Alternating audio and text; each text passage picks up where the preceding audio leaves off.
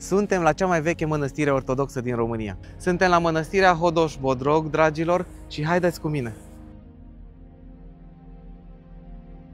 După veche tradiție locală, se mărturisește că mănăstirea ar fi octitoria credincioșilor din împrejurimi.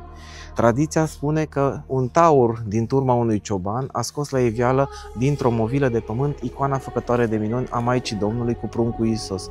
Iar locul unde a fost descoperită această icoană a luat ființă mănăstirea.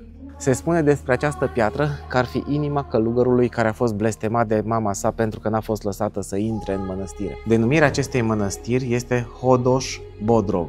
Această denumire vine de la taurul care și-a omorât văcărița împungând-o. Hodoș se numea taurul, iar Bodrog înseamnă împunsătură cu cornul. Acestea sunt coarnele taurului, după cum puteți vedea, sunt foarte, foarte mari.